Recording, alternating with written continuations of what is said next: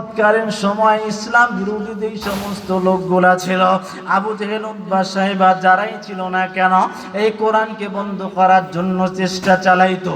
অনেক দূর দূরান্ত থেকে আরবি সাহিত্য সৈনিকদেরকে আহ্বান করে নিয়ে আসতো। পয়গম্বর মুহাম্মদ রাসূলুল্লাহ সাল্লাল্লাহু আলাইহি ওয়াসাল্লামের সঙ্গে তর্ক বিতর্ক করে এই কোরআনকে হার মানানোর জন্য চিৎকার দিয়ে বলেন, কোরআনকে হার মানানো সম্ভব? কোরআনকে হার মানানো সম্ভব? এ বাবা,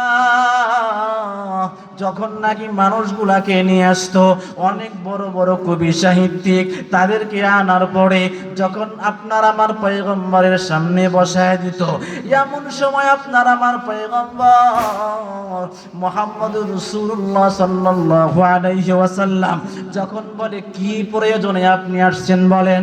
বলতেছে, আপনি নাকি কোন কিতাব তেলাওয়াত করেন, যেইটা শুনে এলাকার মধ্যে বিভ্রান্তকর পরিস্থিতি সৃষ্টি হয়ে গেছে, আপনি একটু তেলাওয়াত করেন, আমি শুনবো। আপনার আমার পয়গম্বর কোরআনের তেলাওয়াত শুরু করে দিছে। কোরআনের তেলাওয়াত শোনার পর এই মানুষটা চিন্তা করতেছে, বাবার জীবনে এমন সুন্দর তেলাওয়াত কোন জায়গায় শুনি নাই।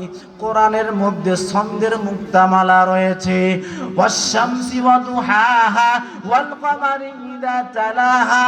অন্য আয়াতের দিকে তাকায় দেখেন, আম্মা ইয়াতাসাআলুন আনিন নাবাইল আযীম আল্লাযী হুম ফীহি মুখতালিফুন কাল্লা সায়ালামুন সুম্মা কাল্লা সায়ালামুন।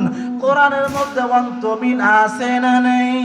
এই তেলাওয়াত যখন মুহাম্মদ রাসূলুল্লাহ সাল্লাল্লাহু আলাইহি ওয়াসাল্লামের জবান থেকে তেলাওয়াত শুনলেন, ওই সাহিত্যিক চিন্তা করলেন, বাবা, দুনিয়ার বুকে যত বই পুস্তক আমি পড়েছি, যত সাহিত্যের কিতাব আমি পড়েছি, দুনিয়ার সমস্ত মানুষ বানাইলো, এই কিতাব দুনিয়ার কোন মানুষের বানানোর কোনো ক্ষমতা নাই।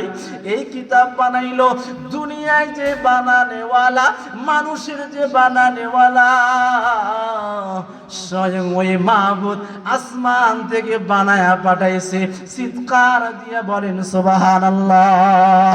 শুধু তাই নয় রে বাবা, ওই সাহিত্যিক পয়গম্বরের হাতে হাত দিয়ে কালেমার মালা গলায় দিয়ে জান্নাতি মেহমান হয়ে গেছে। বলেন সুবহানাল্লাহ। কোরআনের পরিচয়